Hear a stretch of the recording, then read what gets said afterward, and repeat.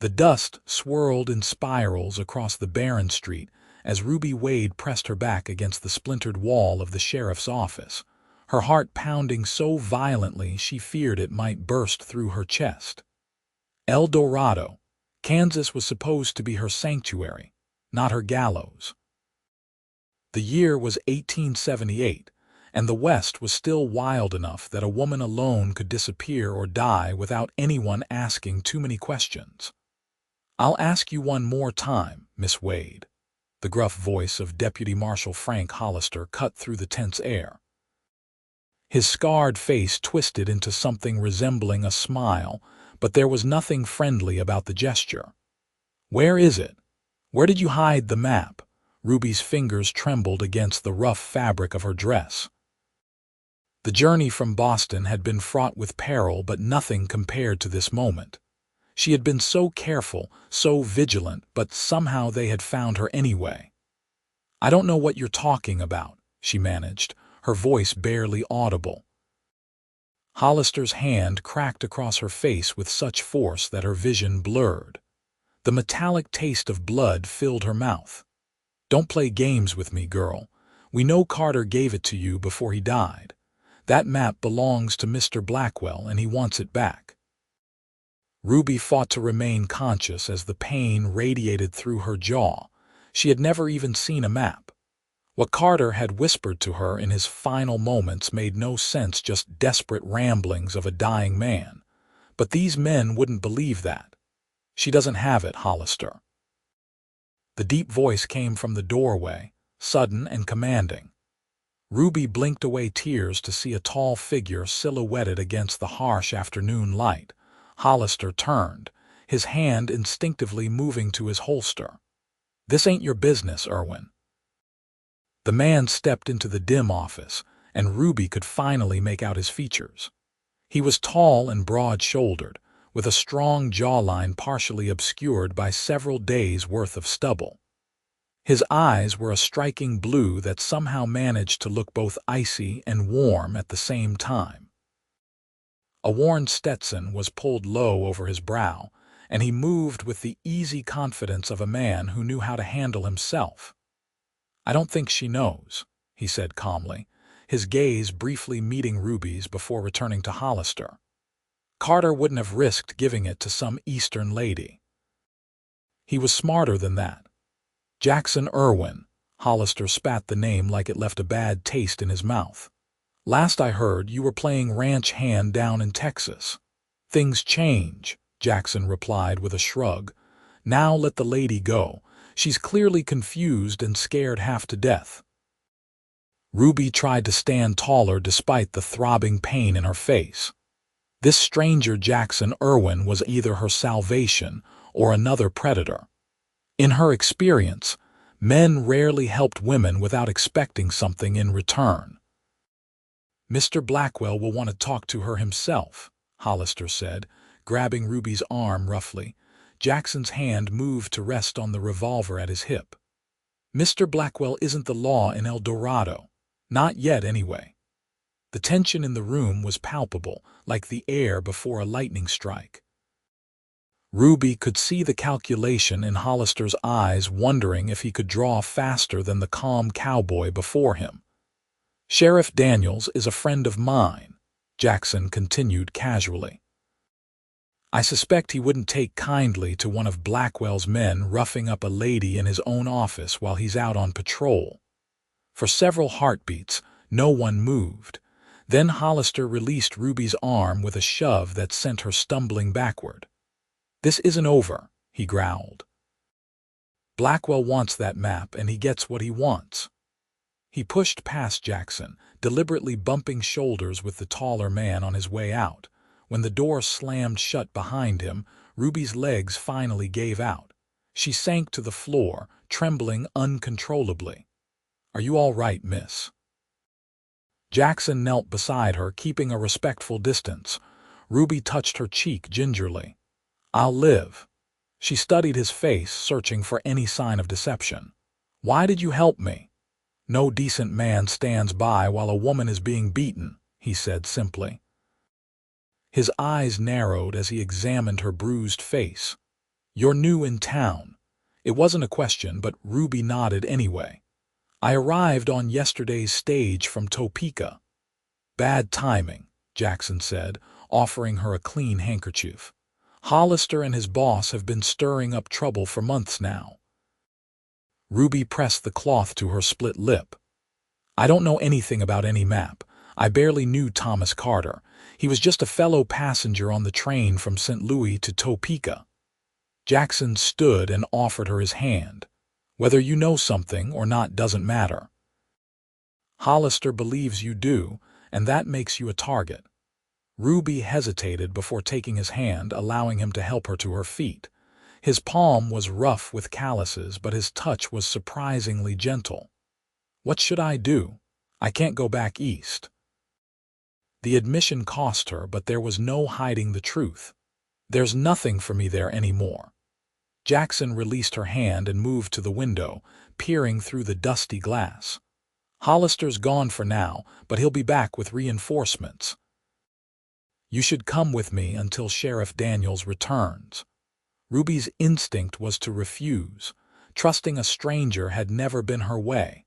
But the alternative was waiting for Hollister to return, and that was certain disaster.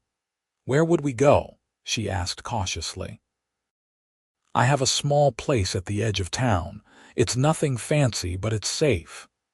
He must have seen the doubt in her eyes because he added, "My sister lives there too. You'll be in good company." The mention of a sister eased some of Ruby's concern. "Very well, Mr. Irwin. I accept your offer of sanctuary, at least until I can figure out what to do next." Jackson nodded and moved to the door, checking the street before opening it wider. "Stay close to me. Hollister has eyes all over town." Ruby gathered her small reticule, the only possession she had with her, and followed Jackson out into the harsh Kansas sunlight.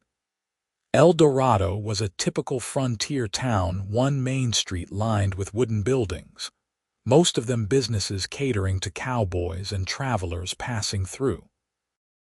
The constant wind carried dust, and the mingled smells of horses, unwashed bodies, and cooking fires.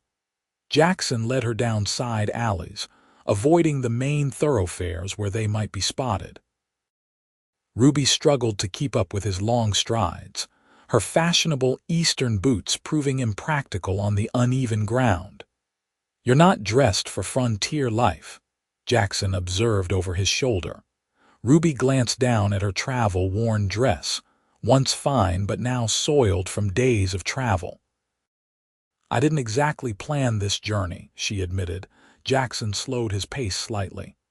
"Running from something back east?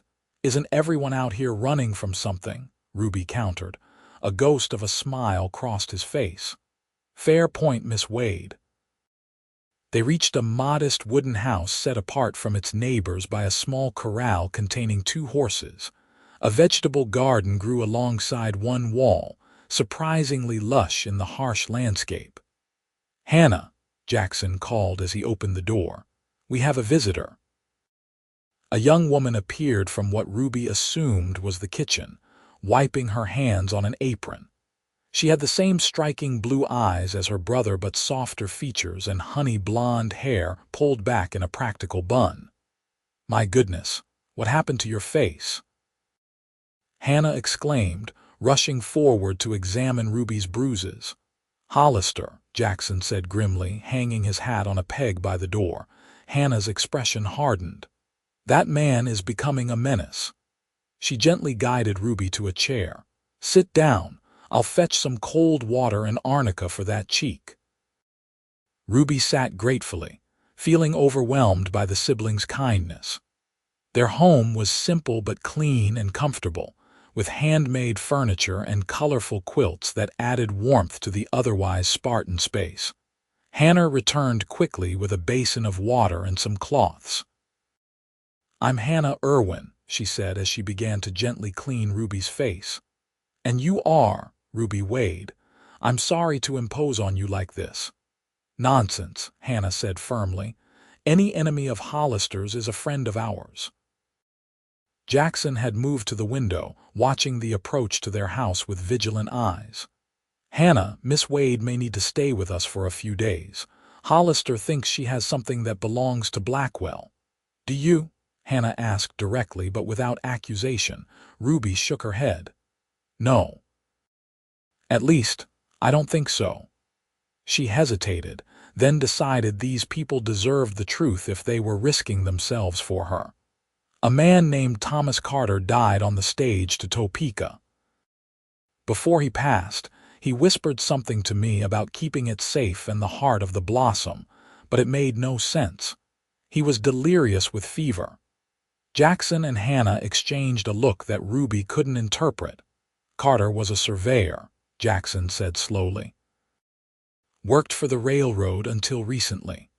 There are rumors he discovered something valuable on Blackwell's land, something Blackwell himself didn't know about." "Gold?" Ruby asked. Hannah shook her head. "Water. A hidden spring that could transform thousands of acres of Blackwell's supposedly worthless land into prime real estate for the railroad." Ruby frowned. "But why would that be so valuable that men would kill for it?" "Because the railroad will pay a fortune for land with a reliable water source," Jackson explained. "Enough money to make a man like Blackwell the most powerful person in the territory. And if someone else found it first," Ruby began.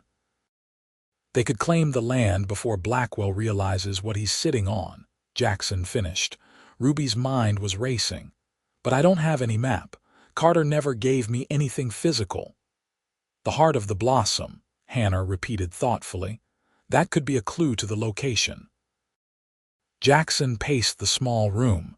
"Whatever it means, Hollister won't stop coming after you until he's convinced you don't know anything." "Or until Blackwell gets what he wants," Hannah added grimly. Ruby felt cold despite the warmth of the room. "What should I do?" Jackson stopped pacing and faced her. "First, you rest. You're safe here tonight. Tomorrow we'll talk to Sheriff Daniels. He's a good man, but Blackwell's influence is growing. We may need to consider getting you out of El Dorado altogether." The thought of fleeing again, of continuing her rootless existence, made Ruby's heart sink. She had hoped to find peace here, maybe even build a new life. Now it seemed she would be running forever. Hannah must have seen something in her expression because she squeezed Ruby's hand reassuringly. "Don't worry, we won't abandon you." "Why would you help me?" Ruby asked, looking from Hannah to Jackson. "You don't know me." Jackson's expression was unreadable. "Let's just say we have our own reasons to want to see Blackwell's plans thwarted." Hannah nodded in agreement. "Now, let me show you where you can rest. You look exhausted." As Hannah led Ruby to a small bedroom, she couldn't help wondering what she had stumbled into. Whatever game was being played in El Dorado, she was now a pawn in it whether she held the key to a fortune or not. That night, Ruby dreamed of Thomas Carter's feverish face and his dying words. "The heart of the blossom. Find it before they do." She woke with a start, the moonlight streaming through the window illuminating the unfamiliar room. For a moment she forgot where she was, panic rising in her chest. Then she heard soft voices from the main room. Jackson and Hannah were still awake, discussing her situation in hushed tones. Ruby slipped out of bed and moved closer to the partially open door. "Can't just send her away, Jack," Hannah was saying. "Hollister would track her down before she reached Wichita." "I know," Jackson's voice was weary. "But keeping her here puts you in danger too. I'm not afraid of Blackwell or his thugs." "You should be." Jackson's tone was deadly serious. "After what they did to Father." There was a long silence, and Ruby held her breath. "You think she really doesn't know anything?" Hannah finally asked. "I believe her," Jackson said. "But that doesn't mean Carter didn't give her something without her realizing it. We need to figure out what the heart of the blossom means." Ruby stepped back from the door, her mind racing. What had Carter given her? She had nothing from him, no possessions, no papers, just his dying words, and Ruby's hand went to her neck, where a small pouch hung on a leather cord beneath her chemise. Carter had pressed it into her hand just before he died, mumbling about it being a good luck charm. She had accepted it to comfort a dying man, never thinking it might be important. With trembling fingers, she pulled out the small deerskin pouch and loosened the drawstring. Inside was a simple wooden flower, a carved rose blossom with intricate petals. It seemed unremarkable, just a pretty trinket. But what if? Ruby carefully examined the wooden flower in the moonlight. The petals were delicately carved, the craftsmanship impressive for such a small object. On impulse, she pressed the center of the blossom. To her astonishment, there was a soft click, and the flower opened like a locket. Inside was a tightly folded piece of paper. Ruby's heart raced as she carefully unfolded it.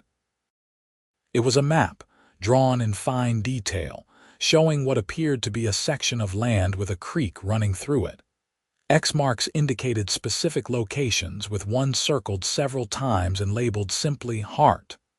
"Oh, Carter," Ruby whispered. "What have you gotten me into?" She quickly refolded the map and returned it to the wooden blossom, snapping it shut and replacing it in the pouch. She would have to tell Jackson and Hannah in the morning, but for now, she needed to think. If this map was what Blackwell was after, it made her even more of a target. Ruby returned to bed but found sleep impossible. By dawn, she had made her decision. She would trust the Irwins with the truth. They had risked their safety for her. She owed them honesty in return. When she emerged from the bedroom the next morning, she found Hannah alone in the kitchen, kneading dough for bread. "Good morning," Hannah smiled. "Did you sleep well?" "As well as could be expected," Ruby replied honestly. "Where's your brother?" "He went to find Sheriff Daniels. He should be back soon." Hannah gestured to the coffee pot on the stove. "Help yourself. You look like you could use it." Ruby poured herself a cup of the strong brew, grateful for its warmth. "Hannah, there's something I need to tell you and Jackson." Hannah stopped kneading, her expression serious. "You remembered something?" "Not exactly." Ruby hesitated, then reached for the pouch around her neck. "Carter did give me something. I didn't realize its significance until last night." She was about to show Hannah the wooden flower when the door burst open. Jackson entered, his expression grim, followed by an older man wearing a sheriff's badge. "Sheriff Daniels," Hannah acknowledged with a nod. "Miss Irwin," the sheriff returned politely before turning his attention to Ruby. "And you must be Miss Wade. I understand you've had some trouble with Frank Hollister." Ruby straightened her shoulders. "He assaulted me in your office, Sheriff." Sheriff Daniels removed his hat, revealing thinning gray hair. "I apologize for that, miss. Hollister technically works for the county, not me, but that doesn't excuse his behavior." "Hollister's been spreading word that Miss Wade is a thief," Jackson said, his jaw tight with anger. "Says she stole something valuable from Thomas Carter before he died." The sheriff sighed heavily. "Blackwell's got half the town believing it already. His influence runs deep here." Ruby clutched the pouch tighter. "I was about to show Hannah something. I think all of you should see it." 3 pairs of eyes fixed on her as she removed the wooden flower from its pouch. "Carter gave this to me before he died. I thought it was just a keepsake." She demonstrated how the flower opened, then carefully removed the folded map. The sheriff whistled low as she spread it on the table. "Well, I'll be damned," he murmured. "That's Blackwell's eastern property. And that circle must be the spring." Jackson studied the map intently. "It's more than just a spring. According to these markings, it's an underground river, enough water to supply a small city." "Or a railroad depot," Hannah added. Sheriff Daniels rubbed his grizzled chin. "This explains why Blackwell's been buying up all that supposedly worthless land east of town. He must have suspected something. But he didn't know exactly where to look." Jackson concluded. That's why he needs this map. Ruby felt cold despite the warm kitchen. What do we do now? You need to leave town, the sheriff said firmly. Blackwell will tear El Dorado apart looking for you. I've been running for months, Ruby said, surprising herself with her vehemence. I came west to start over, not to keep running. Jackson's blue eyes met hers. What were you running from in the east? Ruby hesitated, then decided these people deserved the full truth. My husband died last year. Influenza. His family blamed me for not taking better care of him and his brother. She swallowed hard. He made it clear that as a widow I was expected to marry him to keep the family fortune intact. When I refused, things became unpleasant. Hannah reached out to squeeze her hand. I'm sorry. I left everything behind, Ruby continued. Used the last of my money to come west. I was hoping to find work here, maybe as a teacher. And instead you found trouble, Jackson said, but his tone was sympathetic rather than accusatory. Sheriff Daniels was still studying the map. This changes things. If Blackwell gets his hands on this land and this water source, he'll control the future of El Dorado. The town will become his personal kingdom. And that's bad for everyone who isn't in Blackwell's pocket, Jackson added. The sheriff looked up at Ruby. I hate to ask this of you, Miss Wade, but would you consider helping us? This map could be the key to breaking Blackwell's hold on this town. How? Ruby asked. If we can locate this spring and file the proper claims before Blackwell realizes what we're doing, we could secure it for the town, not for private interests, the sheriff explained. Jackson nodded. The law says the first to claim a water source has rights to it, regardless of who owns the surrounding land. But wouldn't that be stealing from Blackwell? Ruby asked. Not legally, Sheriff Daniels said. He owns the land, but not what's under it, not until he claims it. And based on this map, the underground river extends beyond his property anyway. Hannah leaned forward. It's our chance to ensure El Dorado remains free, not just another company town at the mercy of one man's greed. Ruby considered their words. She had come to El Dorado seeking a fresh start, not to get involved in local politics. But she was already involved whether she liked it or not. What would I need to do? She finally asked. Help us find this spring, Jackson said. According to the map, it's a 2-day ride from here. Once we locate it, the sheriff can file the necessary paperwork to claim it for the town. But Hollister and Blackwell's men will be watching for me, Ruby pointed out. Sheriff Daniels smiled for the first time. That's where a little deception comes in handy. We'll spread word that you fled to Wichita. Meanwhile, you and Jackson will head east toward the spring. What about me? Hannah asked. You'd be safer here, Jackson began, but Hannah cut him off. I'm coming, Jack. I can ride as well as you, and an extra pair of eyes won't hurt.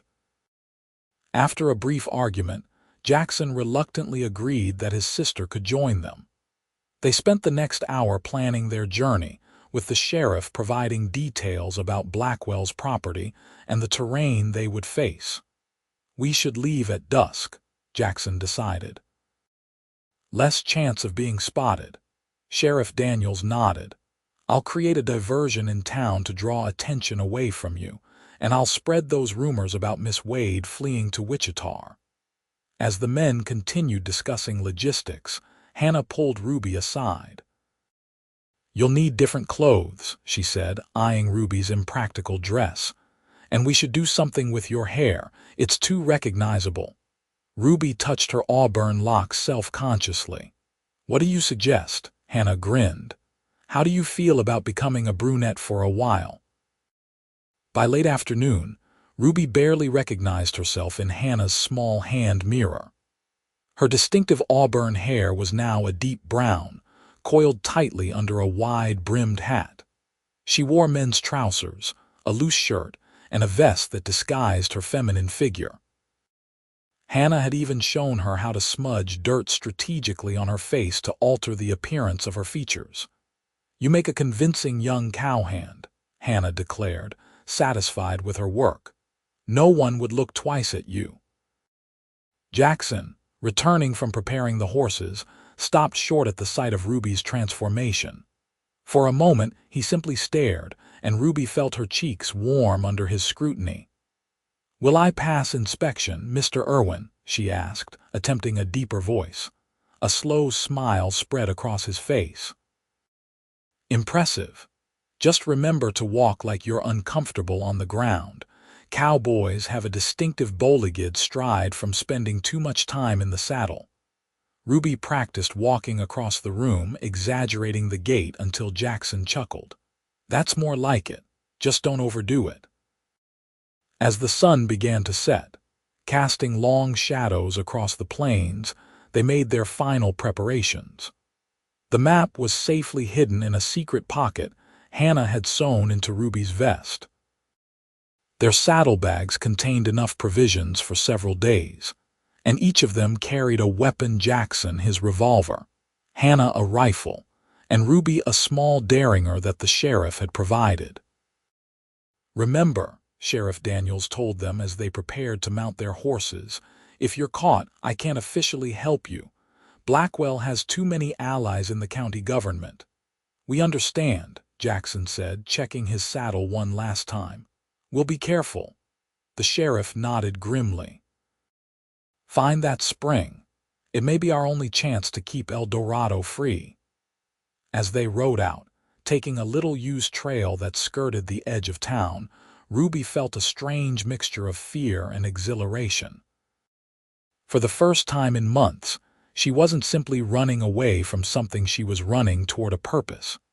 The Kansas night closed around them, the vast prairie sky ablaze with stars. They rode in silence for the first hour, alert for any sign of pursuit. Only when they were well beyond the town limits did Jackson slow their pace to a more sustainable trot. "We'll make camp in those hills," he said, pointing to a dark silhouette against the horizon. "There's a small grove of trees that will provide cover and firewood." Ruby nodded, already feeling the ache in her muscles from the unaccustomed riding. She had ridden before, but always side saddle and never for such a distance. The men's saddle felt strange and intimate in a way that made her blush in the darkness. They reached the hills just as the moon rose, its silver light illuminating their way through the scattered trees. Jackson found a small clearing sheltered by a rocky outcropping, and they dismounted. "No fire," he instructed as they unsaddled the horses. "Too risky." They ate a cold supper of jerky and hardtack, washing it down with water from their canteens. Despite the discomfort of the hard ground and the persistent ache in her legs, Ruby felt oddly at peace. The night was alive with sounds: the chirping of crickets, the occasional hoot of an owl, the soft nickering of the horses. "You should try to sleep," Hannah advised, unrolling a bedroll for Ruby. "Tomorrow will be a long day." Ruby nodded gratefully and lay down, using her saddle as a pillow. She expected sleep to elude her, but exhaustion quickly pulled her under. She woke sometime later to voices Jackson and Hannah speaking in hushed tones nearby. Ruby kept her eyes closed, not wanting to interrupt their conversation. "Still don't understand why you're so invested in helping her," Hannah was saying. "It's not just about stopping Blackwell, is it?" There was a long pause before Jackson replied. "She reminds me of someone." "Margaret?" Hannah asked gently. Another pause. "Maybe, but it's more than that." "She's lost everything, Hannah, yet she's still fighting. There's a strength in her that I admire." "You barely know her," Hannah pointed out. "I know enough," Jackson said firmly. "Now get some sleep. I'll take first watch." Ruby heard Hannah's bedroll rustle as she settled down. Then silence fell over the camp. She opened her eyes slightly to see Jackson's silhouette against the starry sky as he sat on a nearby boulder, rifle across his knees, watching over them. Who was Margaret? Ruby wondered as she drifted back to sleep. And why did Jackson sound so sad when Hannah mentioned her? The next day dawned clear and hot, the sun already scorching by the time they broke camp. They traveled east, following the contours of the land as indicated on Carter's map. The terrain grew increasingly rugged, with rocky outcroppings and deep ravines that forced them to make frequent detours. According to the map, we should reach the edge of Blackwell's property by midday, Jackson said as they paused to rest the horses in the shadow of a large boulder. Ruby studied the horizon, where heat waves shimmered above the parched earth. It doesn't look like land that would hide a water source. That's what makes it valuable, Hannah explained. No one would suspect there's water here. It's the perfect secret. They rode on, the sun beating down mercilessly. Ruby's disguise was hot and uncomfortable, her new dark hair making her scalp sweat under her hat. But she didn't complain. The discomfort was a small price to pay for safety. As Jackson had predicted, they reached the boundary of Blackwell's land around noon, marked by a simple barbed wire fence stretching across the prairie. "We need to be extra careful now," Jackson warned as they dismounted to open a gate in the fence. "Blackwell has men patrolling his property."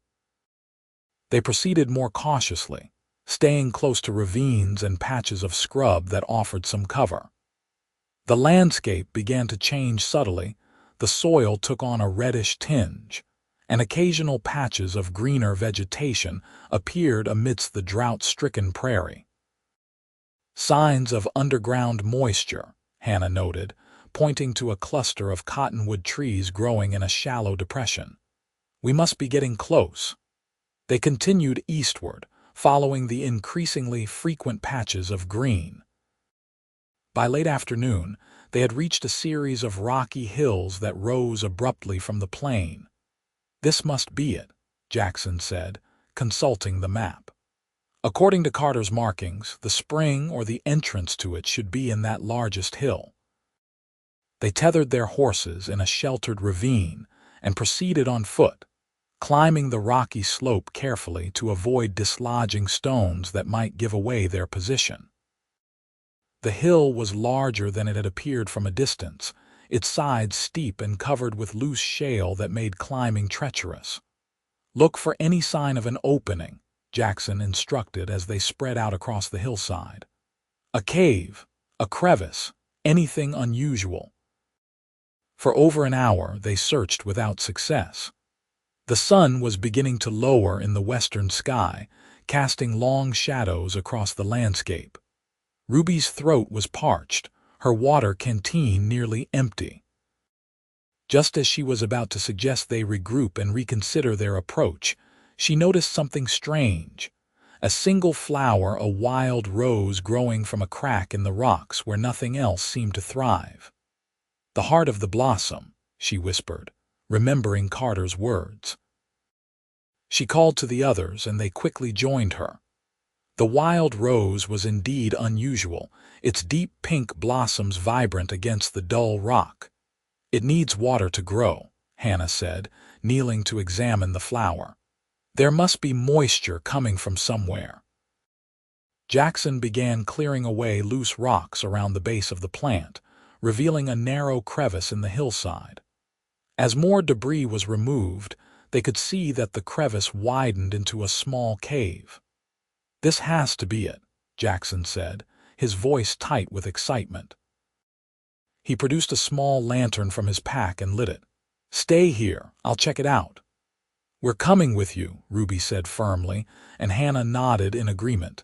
Jackson looked like he wanted to argue but then shrugged. "Stay close and watch your step." The cave entrance was narrow, forcing them to enter single file. Inside, the temperature dropped noticeably, a blessed relief from the heat outside. The lantern cast eerie shadows on the rough walls as they moved deeper into the hill. The passage descended gradually, the floor becoming increasingly damp. The sound of dripping water echoed faintly in the distance. After about 50 yards, the narrow tunnel opened suddenly into a large cavern. Jackson raised the lantern higher, and they all gasped. The cavern was enormous, its ceiling lost in darkness above them. But what took their breath away was the pool of crystal-clear water that filled most of the chamber, fed by a steady stream flowing from a crack in the far wall. "It's beautiful," Hannah whispered, her voice echoing slightly. Ruby moved closer to the edge of the pool, marveling at the clarity of the water. "It's so clear and cold." She dipped her fingers in, relishing the cool sensation. Jackson knelt to examine the rock formations around the pool. "This isn't just a spring. It's an entrance to an underground river system. Look how the water flows out through that channel." He pointed to the opposite side of the cavern, where the pool narrowed into a swift-moving stream that disappeared into another tunnel. "Enough water to supply a town for generations," Hannah said in awe. Ruby felt a surge of triumph. They had found it, the secret that Thomas Carter had died to protect, the resource that could save El Dorado from falling under Blackwell's control.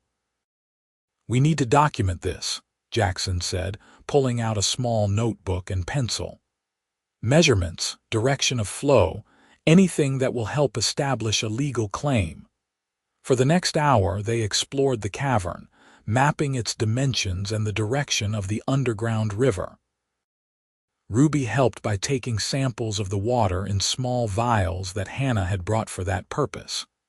"The sheriff will need these to prove the water's quality," Hannah explained. "For a legal claim to stand, the water must be usable." As they worked, Ruby found herself repeatedly glancing at Jackson. In the lantern light, his features were softened, his usual wariness replaced by focused determination. She realized with a start that she found him handsome not just physically, but in the strength of his character and his unwavering commitment to helping others. When they had gathered all the evidence they needed, they reluctantly prepared to leave the cool sanctuary of the cavern. "We should mark the entrance somehow," Hannah suggested, "something that only we would recognize." Jackson nodded and pulled out his knife. With careful strokes, he carved a small flower, a simple rose, into the rock beside the cave entrance, high enough to be missed by casual observation but visible if you knew to look for it. "The heart of the blossom," he said, glancing at Ruby with a smile that made her pulse quicken. They emerged from the cave to find the sun setting, painting the western sky in brilliant shades of orange and purple. They needed to make camp for the night before attempting the journey back to El Dorado. "There's a sheltered spot on the other side of this hill," Jackson suggested. "We'll be hidden from view, but close enough to defend the cave if necessary." They retrieved their horses and made their way around the hill, finding a small depression ringed by boulders that would hide their campfire from distant observers. This time, Jackson deemed it safe to build a small fire, as they were far from any regular patrol routes. As darkness fell, and the fire cast its warm glow over their small camp, Ruby felt an unexpected contentment. Despite the danger and uncertainty that still lay ahead, she had found something she hadn't experienced in a long time: purpose, and perhaps even belonging. Hannah prepared a simple meal of beans and salt pork, supplemented with hardtack softened in coffee. They ate in companionable silence, tired but satisfied with their discovery. After dinner, Hannah excused herself to check on the horses, leaving Ruby and Jackson alone by the fire. For several minutes neither spoke, the crackling of the flames filling the silence. Finally, Ruby gathered her courage. "Who was Margaret?" she asked softly. Jackson's head snapped up, surprise evident in his eyes. "How do you know about Margaret?" "I overheard you and Hannah talking last night," Ruby admitted. "I'm sorry, I wasn't trying to eavesdrop." Jackson was quiet for so long that Ruby thought he might not answer. When he finally spoke, his voice was low and measured. "Margaret was my wife. She died 3 years ago." "I'm sorry," Ruby said, understanding now the sadness she had heard in his voice. "Blackwell was responsible," Jackson continued, his gaze fixed on the flames. "Not directly, but his actions caused her death all the same." Ruby waited, sensing there was more to the story. "Blackwell wanted our land for its timber," Jackson explained. "When we refused to sell, accidents started happening. A fire in our barn, cattle dying mysteriously. Then one night some of his men came to convince us." His voice hardened. "Margaret confronted them. She was never one to back down from a fight. One of them shoved her. She fell and hit her head on the hearth." Ruby's hand went to her mouth in horror. "Oh, Jackson." "She lingered for 3 days," he said, the pain still evident in his voice. "By the time she passed, Blackwell had already filed paperwork claiming we'd agreed to sell. The sheriff at the time, not Daniels, was in his pocket. There was nothing I could do." "So you left," Ruby said softly. Jackson nodded. "Hannah and I moved here to start over. But then Blackwell expanded his interests to include El Dorado. It was like we couldn't escape him." "And now you have a chance to stop him," Ruby said, understanding now his determination. "It's not about revenge," Jackson said, meeting her eyes across the fire. "It's about justice, about making sure what happened to Margaret doesn't happen to anyone else." Ruby reached out impulsively and placed her hand over his. "We'll stop him, Jackson, together." His fingers curled around hers, warm and strong. For a long moment they sat like that, connected by touch and shared purpose. Then Hannah returned, and they quickly separated. But something had changed between them, a bond forged in shared confidences and mutual understanding. That night, as Ruby lay in her bedroll looking up at the stars, she realized that for the first time since her husband's death, she was thinking about a future that might include love again. The thought was both terrifying and exhilarating. Morning came with a rude awakening. The distant sound of horses and men's voices roused them from sleep before dawn had fully broken. "Riders coming," Jackson said tersely, already on his feet and dousing their fire. "At least 4, maybe more." "Blackwell's men?" Hannah asked, quickly rolling up her bedding. "Most likely," Jackson said grimly. "Someone must have seen us yesterday and reported back." They hastily broke camp, erasing all signs of their presence as best they could. Jackson led them to a vantage point where they could observe the approaching riders without being seen. "It's Hollister," he confirmed, looking through a small spyglass, "and 5 others. They're heading straight for the hill." "They know about the cave," Ruby said, her heart sinking. "How could they know?" "They might not know exactly," Jackson reasoned, "but they clearly suspect something's here. We need to get back to El Dorado with our evidence before they can stop us." They retreated to their horses, keeping low and using the rugged terrain for cover. Jackson led them on a circuitous route, avoiding open ground where they might be spotted. "If we can reach Thompson Creek, we can follow it back to town," he explained. "The banks are wooded enough to provide cover." They rode hard, pushing their mounts as much as they dared over the difficult terrain. The sound of pursuit grew fainter as they put distance between themselves and Hollister's party, but Ruby knew they couldn't outrun them forever. Hollister and his men knew this land better and had fresher horses. They had been riding for about 2 hours when disaster struck.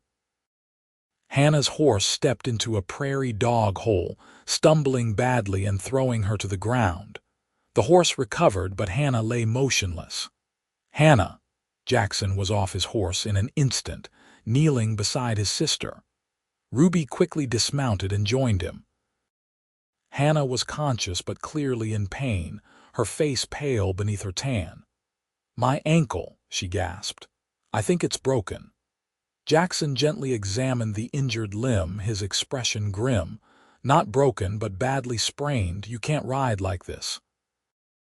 The sound of distant hoofbeats reminded them of the approaching danger.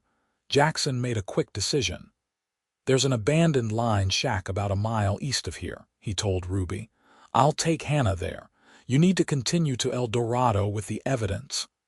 "I can't leave you both," Ruby protested. "You must," Jackson insisted. "The map and water samples are what matter. Get them to Sheriff Daniels." Ruby knew he was right, but the thought of leaving them to face Hollister alone filled her with dread. "What if Hollister finds you?" "The shack is well hidden," Jackson assured her. "And I can defend it if necessary." He pulled his revolver and checked it. "Take Hannah's rifle.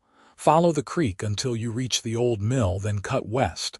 You'll see the church steeple from there." Ruby hesitated, then nodded reluctantly. She helped Jackson get Hannah onto his horse, then accepted the rifle and a quick lesson in its use. "Be careful," Hannah urged, her face tight with pain. "Trust no one but the sheriff." Jackson gripped Ruby's hand briefly. "We'll meet again in El Dorado," he promised. "Now go." With a heavy heart, Ruby mounted her horse and spurred it toward the creek, not looking back. The fate of El Dorado and perhaps the Irwins as well now rested on her shoulders. She rode hard, following the winding creek as it cut through the prairie.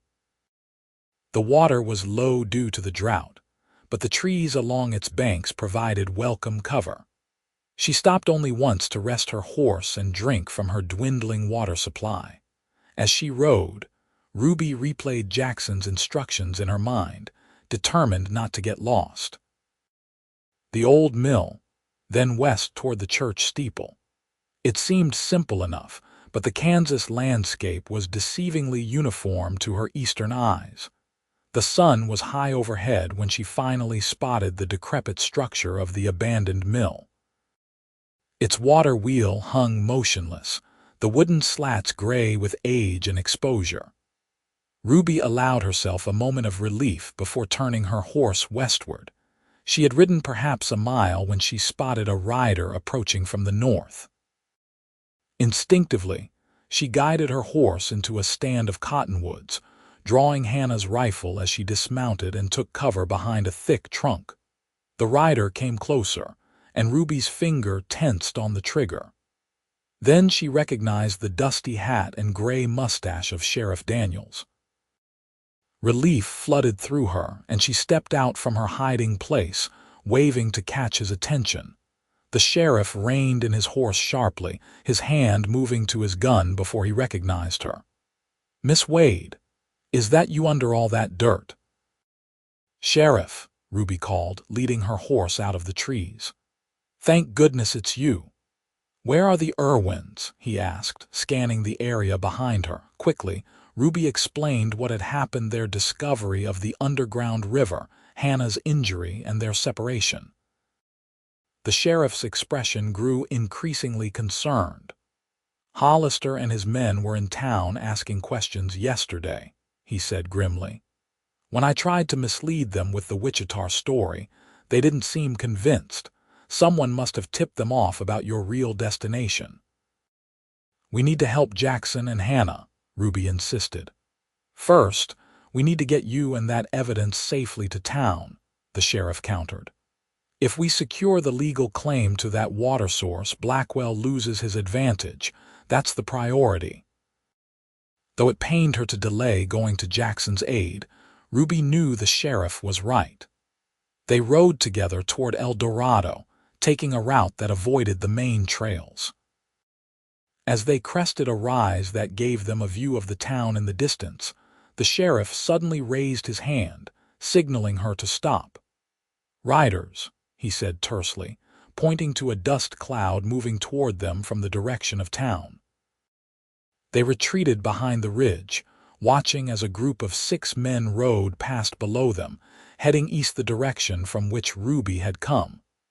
"More of Blackwell's men," the sheriff said grimly.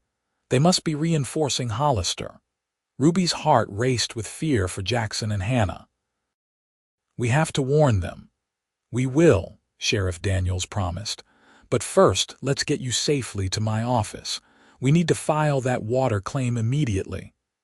They circled wide around the searching party, approaching El Dorado from the south. The town seemed unusually quiet as they rode down the main street, the few people visible watching them with wary eyes before quickly looking away. "Something's not right," the sheriff muttered as they dismounted in front of his office. "Stay alert." As they entered the sheriff's office, Ruby immediately sensed the trap. Two men she didn't recognize were waiting inside, guns drawn. Before either she or the sheriff could react, one of them struck Sheriff Daniels on the back of the head with his pistol butt. The older man crumpled to the floor. "Well, well," said a familiar voice from the corner of the room. "The elusive Miss Wade returns." Silas Blackwell stepped into the light, a tall, elegantly dressed man with cold eyes and a trimmed beard. Ruby had never met him, but his reputation had preceded him. "Mr. Blackwell," she acknowledged, trying to keep her voice steady despite the fear coursing through her. "I believe you've been looking for me." "Indeed I have," Blackwell smiled without warmth. "I believe you have something that belongs to me." "I have nothing of yours," Ruby said defiantly. Blackwell's smile vanished. "Search her," he ordered his men. Rough hands patted her down, finding the map hidden in her vest. One of the men handed it to Blackwell, who unfolded it carefully.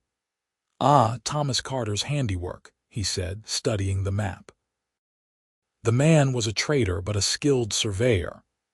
His cold eyes fixed on Ruby. "Did you find it, the spring?" Ruby remained silent, her mind racing. If Blackwell knew about the map but was asking about the spring, it meant Jackson and Hannah might still have a chance. Hollister hadn't found them yet. "Your silence is answer enough," Blackwell said. "No matter. My men will find it soon enough, and with this map I'll have all I need to secure my claim." "You'll never get away with this," Ruby said, glancing at the unconscious sheriff. "The law," Blackwell's laugh cut her off. "The law." "My dear Miss Wade, I am the law in El Dorado. Sheriff Daniels is an unfortunate exception that will soon be remedied." The sound of more men entering the office drew Ruby's attention. Hollister stepped in, his face flushed with exertion and anger. "We lost them," he reported tersely. "The Irwin woman is injured, but her brother managed to hide their trail." Blackwell's expression darkened. "Find them," he ordered. "Use whatever means necessary." "And the girl?" Hollister asked, his gaze sliding to Ruby with a look that made her skin crawl. "Lock her up," Blackwell decided. "She may still be useful. And tie up the sheriff too. We'll deal with them both once the spring is secured." Ruby found herself roughly dragged to a cell at the back of the office, the door clanging shut behind her. Sheriff Daniels, still unconscious, was deposited in the adjacent cell. Blackwell approached the bars, the map in his hand.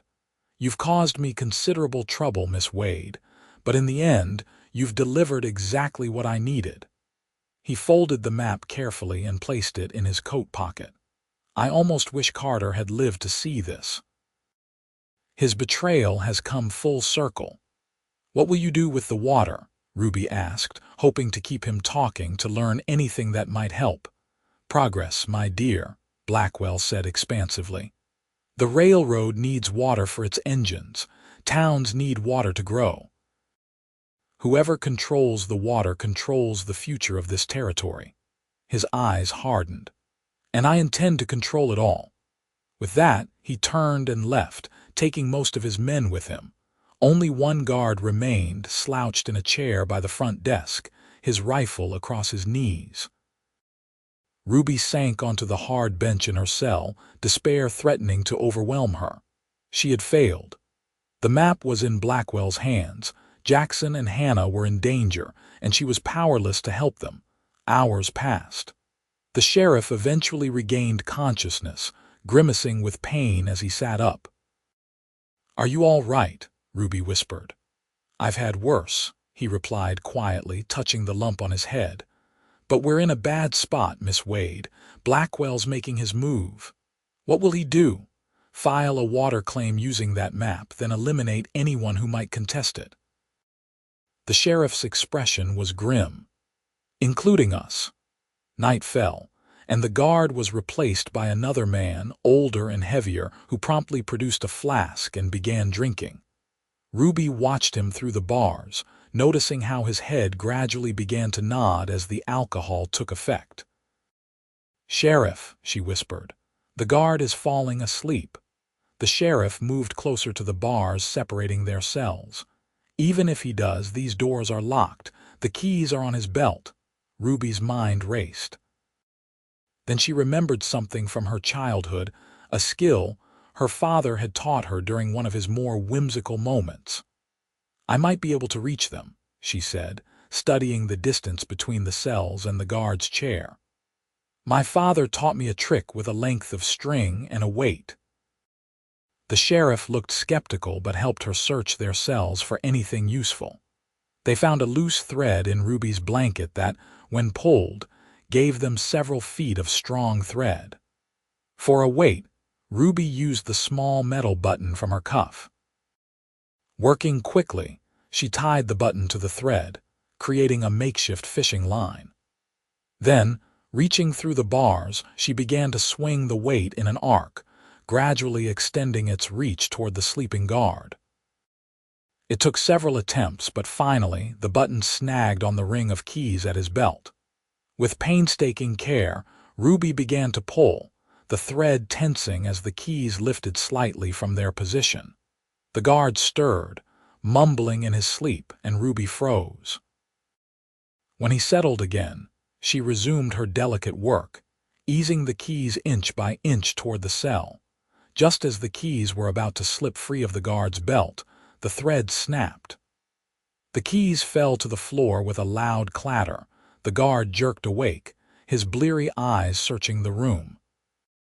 Ruby retreated to her bunk, pretending to be asleep, her heart pounding. Grumbling, the guard retrieved the keys and checked the cells, his alcohol-fogged brain apparently satisfied that both prisoners were sleeping. He returned to his chair, but, perhaps sensing his vulnerability, moved it further from the cells. Ruby's spirits sank. Their one chance had failed. She closed her eyes, trying to think of another plan, when a soft sound from the office window caught her attention. A figure was silhouetted against the night sky, carefully prying open the window. Ruby held her breath as the figure slipped inside and moved silently toward the sleeping guard. There was a brief struggle, quickly ended when the intruder brought the butt of a gun down on the guard's head. Then a familiar face appeared at the cell door. "Jackson," Ruby whispered, joy surging through her. He smiled briefly as he tried various keys in the lock. "Couldn't leave you behind." "How did you find us?" Sheriff Daniels asked as Jackson finally found the right key and opened his cell. "Hannah's idea," Jackson explained, moving to Ruby's door. "She figured Blackwell would bring you back here. She's safe, by the way," he added for Ruby's benefit. "Hidden at Doc Sullivan's place. He's treating her ankle." As soon as Ruby's door swung open, she threw her arms around Jackson in a spontaneous embrace. He stiffened momentarily, then returned the hug, his arms strong and secure around her. "We need to move," the sheriff interrupted, already retrieving his gun belt from the desk drawer. "Blackwell has the map. He'll be heading to the county office in Wichita at first light to file his claim." Jackson nodded, reluctantly releasing Ruby. "Then we need to stop him. But how? We can't prove our claim without the map." Ruby suddenly remembered something important: the water samples. "I still have them." She reached into her pocket and produced the small vials Hannah had given her. "And I memorized the map before Blackwell took it. I can redraw it." Hope flared in the sheriff's eyes. "That might be enough, especially with my testimony as a law officer." "But we need to reach Wichita before Blackwell." "That's a hard ride," Jackson said doubtfully, "and Blackwell has a head start." Not necessarily, the sheriff said thoughtfully. The regular stage left this morning. Blackwell missed it. He'll have to travel by private coach, and that road's been washed out near Harper Creek. They'll have to take the long route. So if we cut across country, Jackson reasoned, we might beat him there. It's risky, the sheriff warned. That's rough country, especially at night. We don't have a choice, Ruby said firmly. It's our only chance to stop him. Within minutes, they had gathered supplies and slipped out the back door of the sheriff's office. 3 horses waited in the alley. Jackson had come prepared. I left a note for Hannah, Jackson said as they mounted. In case. He didn't finish the thought. They rode out of town, keeping to back streets and alleys, then spurred their horses to a gallop once they reached open country. The night was clear, the moon providing enough light to navigate by. The cross-country route was indeed challenging. They forded streams, climbed rocky hillsides, and picked their way through patches of dense undergrowth. By dawn, their horses were lathered with sweat, and all 3 riders were exhausted. We need to rest the horses, Jackson said as they paused at the top of a rise. Just for a few minutes. While the animals recovered, Ruby quickly sketched a new copy of the map from memory, using a pencil and paper from the sheriff's saddlebag. It wasn't as detailed as the original, but it showed the key landmarks and the location of the underground river. That's impressive, Jackson said, watching her work. You have a good eye. Ruby smiled, pleased by his praise. My father was a cartographer. I used to help him when I was young. Another hour's ride should bring us to the Wichita Road, Sheriff Daniels said, studying the horizon. From there, it's just a few miles to town. They mounted again and pressed on, pushing their tired horses as much as they dared. The sun climbed higher, the heat becoming oppressive. Ruby's disguise was stifling, but she dared not remove any part of it until they were safely in Wichita. As the sheriff had predicted, they reached the Wichita Road before noon. But as they turned onto it, Ruby spotted a cloud of dust in the distance behind them. "Riders coming," she called, pointing. Jackson shaded his eyes to look. At least 4 moving fast. Could be Blackwell's men. Or Blackwell himself, the sheriff added grimly. We need to make Wichita before they catch us. They urged their exhausted mounts to a final effort, the buildings of Wichita appearing on the horizon like a mirage. The dust cloud behind them grew larger, the pursuing riders gaining ground with every minute. They're going to overtake us before we reach town, Jackson said tensely. Sheriff Daniels made a quick decision. You 2 go ahead. I'll slow them down. No, Ruby and Jackson protested simultaneously. I'm still the law, the sheriff said firmly. They can't just gun me down without consequences, but you 2. He shook his head. Go, get that claim filed. It's more important than any of us. Before they could argue further, the sheriff wheeled his horse around and rode back toward the approaching riders, his badge glinting in the sunlight. Come on, Jackson urged, though Ruby could see the conflict in his eyes. We can't waste his sacrifice. They rode hard for Wichita, not looking back. The town grew larger before them, its streets bustling with midday activity.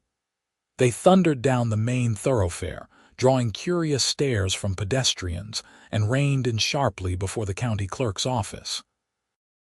Wait here, Jackson told Ruby, dismounting. Watch for Blackwell.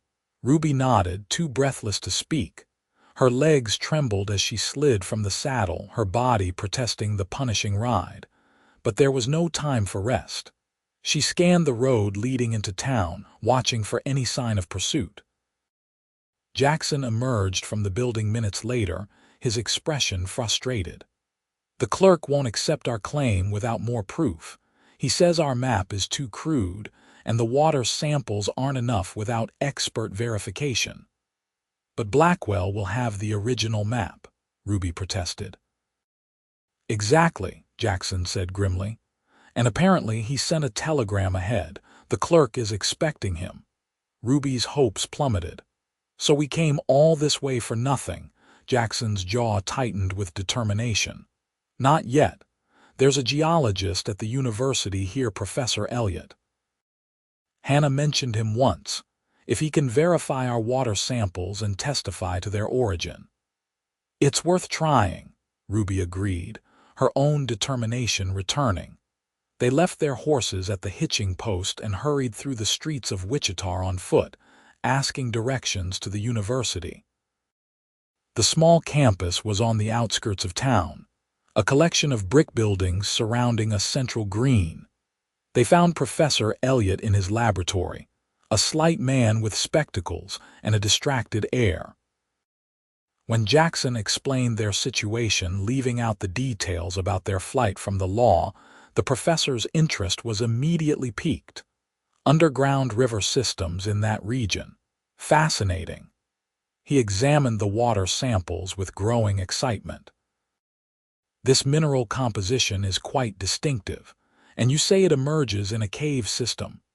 Yes, Ruby confirmed. A large cavern with a pool fed by a stream from the rock wall. The professor nodded enthusiastically. I've theorized about such formations in that area, but never had proof. This is remarkable. Would you be willing to testify to the authenticity of these samples? Jackson asked. Today, it's urgent, Professor Elliot blinked, seemingly surprised by the request, but after a moment's consideration he nodded. For science, certainly. Let me get my coat. They hurried back to the county clerk's office, the professor chattering excitedly about aquifers and rock formations. As they turned onto the main street, Ruby's heart sank. A fancy coach was pulled up in front of the clerk's office, and several men were standing on the boardwalk, including Silas Blackwell. "We're too late," she whispered, clutching Jackson's arm. But as they watched, they saw something unexpected. Sheriff Daniels was there, apparently unharmed, speaking animatedly to a man in an expensive suit who seemed to be listening with great interest. Blackwell looked furious, gesticulating angrily. "What's happening?" Jackson murmured, guiding their small party to a position where they could observe without being seen. They were too far away to hear the conversation, but the body language was clear. The well-dressed man, who Ruby now noticed wore a badge on his lapel, was dismissing Blackwell's protests. After another minute of heated exchange, Blackwell stormed back to his coach, his face dark with rage, and was driven away. Sheriff Daniels spotted them and beckoned them forward, a smile breaking across his weathered face. "Perfect timing," he said as they approached. "May I introduce Federal Marshal James Thornton? Marshal, these are the witnesses I was telling you about." The well-dressed man extended his hand. "Sheriff Daniels has been explaining a very interesting situation involving water rights and some questionable tactics by Mr. Blackwell." Quickly, they filled in the gaps in the sheriff's account, with Professor Elliot enthusiastically vouching for the authenticity of the water samples. The federal marshal listened carefully, his expression growing increasingly grave. "This is a serious matter," he said when they had finished. "Water rights are a federal concern, especially when they impact potential railroad development. Mr. Blackwell's attempt to file a fraudulent claim based on a map he essentially stole will not be viewed favorably by my superiors." "Then our claim?" Jackson asked hopefully. "If you file it properly, with Professor Elliot's testimony and these samples as evidence, I see no reason why it shouldn't be approved," Marshal Thornton said. "The sheriff's account of your discovery predating Blackwell's knowledge of the specific location is particularly persuasive." Relief washed over Ruby. "So El Dorado will have its water supply, assuming the town council establishes the proper infrastructure." "Yes," the marshal confirmed. "And Mr. Blackwell will find his influence somewhat diminished, I imagine." The next hour was spent completing paperwork and formal statements. Professor Elliott's scientific credibility proved invaluable, his detailed analysis of the water samples providing the evidence they needed to support their claim. By late afternoon, it was done.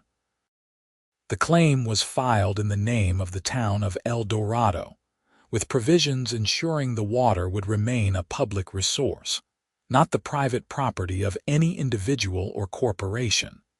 As they left the county office, Ruby felt a weight lift from her shoulders. "I can hardly believe it's over," she said.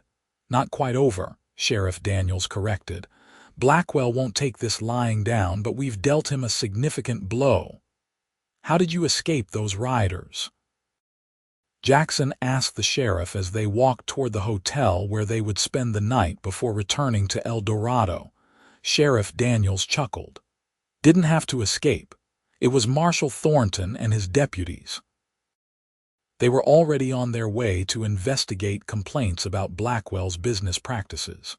When I explained what was happening, they were quite interested in catching him in the act of filing a fraudulent claim." "So Blackwell rode right into a trap," Ruby said with satisfaction.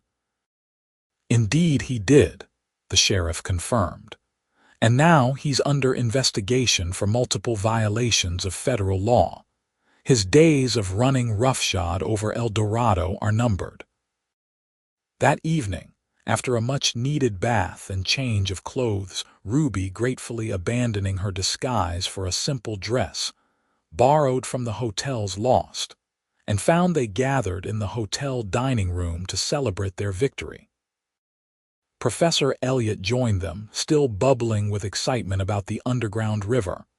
"I must visit this cavern," he declared. "The scientific implications are fascinating." "You'd be welcome," Jackson assured him, "once things settle down."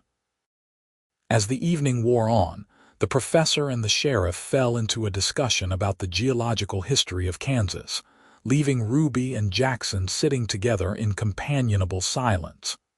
"What will you do now?" Jackson finally asked, his blue eyes studying her face. "Will you stay in El Dorado?" The question caught Ruby off guard. She hadn't thought beyond their immediate goal of stopping Blackwell. "I don't know," she admitted. "I came west to start a new life, but I never expected anything like this." "You'd make a good teacher," Jackson said with a small smile. "El Dorado needs one." "The town's growing." "Are you offering me a job, Mr. Irwin?" Ruby asked, a teasing note in her voice. "Maybe I'm asking you to stay for other reasons," he replied quietly. Ruby's heart quickened at his words and the intensity in his gaze. "What reasons might those be?" Jackson reached across the table and took her hand. "I thought I'd lost the capacity to care for someone after Margaret died, but then you came along stubborn, brave, willing to risk everything for people you barely knew." His thumb traced circles on her palm, sending shivers up her arm. "You woke something in me that I thought was gone forever." Ruby's throat tightened with emotion. "Jackson, you don't have to answer now," he said quickly. "I know it's sudden, and you've been through so much, but I wanted you to know that there's a place for you in El Dorado, with Hannah. And with me, if you want it." Ruby looked at their joined hands, then back at his face, the face of a man who had saved her life, who had fought alongside her for justice, who had shown her that trust and courage were still possible in this harsh world. "I think I'd like that very much," she said softly. The journey back to El Dorado the next day was considerably more relaxed than their frantic ride to Wichita. They traveled by stagecoach, the sheriff having telegraphed ahead to arrange for deputies to secure the town in his absence. Hannah was waiting for them when they arrived, her ankle bound in a proper splint but her spirits high. She embraced Ruby warmly, then her brother, before demanding a full account of their adventures. Over the next few weeks, the changes in El Dorado became apparent. Marshal Thornton and his deputies established a temporary office in town, investigating Blackwell's operations and interviewing numerous witnesses to his strong-arm tactics. Many who had been too afraid to speak before now came forward with their stories. Blackwell himself was charged with multiple counts of fraud, intimidation, and conspiracy. His assets in the territory were frozen pending the outcome of his trial. Hollister and several other henchmen were arrested as accessories. The town council, freed from Blackwell's influence, moved quickly to develop the water source Ruby had helped discover. Plans were drawn up for a pipeline that would bring the pure water directly to El Dorado, ensuring its growth and prosperity for generations to come. Ruby, true to her word, stayed in El Dorado. The town council eagerly accepted her application to establish a proper school, providing a small building and a modest salary. Within a month, she had 20 students of varying ages, eager to learn from the refined Eastern lady who had helped save their town. As summer turned to fall, Ruby found herself increasingly spending her free time at the Irwin home. Hannah had become her closest friend, and Jackson had become much more. Their courtship progressed slowly, both of them cautious after their past losses, but the feelings between them deepened with each passing day. On a crisp October evening, Jackson took Ruby riding to the hills overlooking El Dorado. The town spread below them, smoke rising from chimneys as families prepared their evening meals. The steeple of the new church built with funds from the water rights gleamed in the setting sun. "It's beautiful," Ruby said, gazing at the growing town. "Hard to believe how much has changed in just a few months."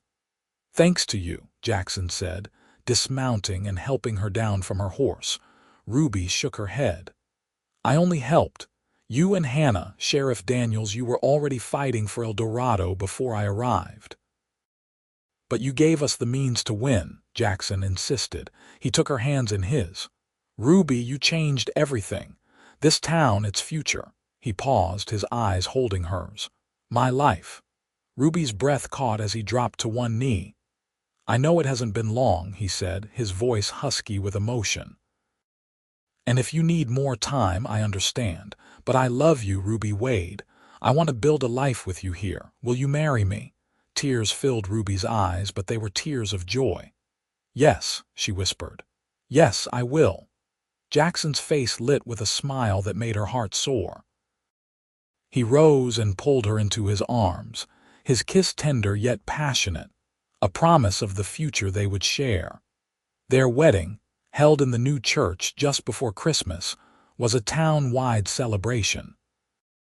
El Dorado had adopted Ruby as one of its own, and the citizens turned out in force to witness her union with Jackson.